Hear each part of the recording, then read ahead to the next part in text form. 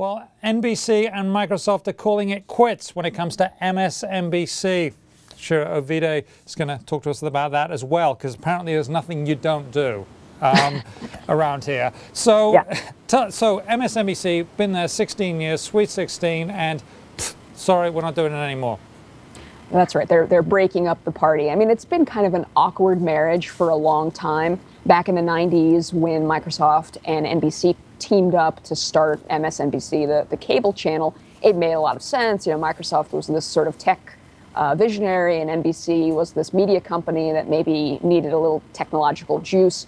But they got out of the relationship on the cable side a long time ago, and it's been a little bit weird to have the two collaborating on the website msnbc.com. So for a long time, there's been a willingness, a desire by both sides to get out of it. So when you go to msnbc.com now, what happens?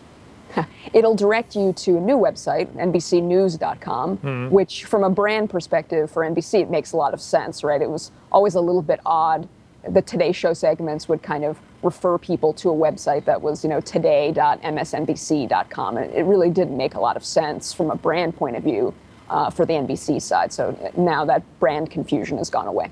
And NBC are going to have about the same number of people running that as the number of people in the joint venture. I understand about 100 people. Tell me, do joint ventures like this often have this problem? Is that you don't get alignment of goals, right? Is that sort of what it came down to in the end, like so many other joint ventures? Yeah, I mean, it's kind of, it's one of those axioms, right, that joint ventures, particularly in areas like media and tech, don't work. And in fairness, it was a marriage, a joint venture that was created at a time when each side needed the other. And now that's not true, that NBC is perfectly able and content to run MSNBC, the cable news channel, on its own.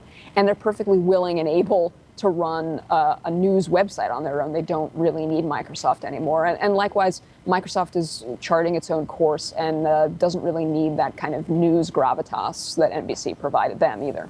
So what is Microsoft doing now? Are they going to be back in the news business on their own? Yeah, I mean, there have been some indications that they're going to run, kind of start their own news operation. They've also been a little bit handcuffed on popular web portals like MSN.com, the Microsoft website, been a little bit handcuffed signing up alternative news options because they did have this agreement with NBC.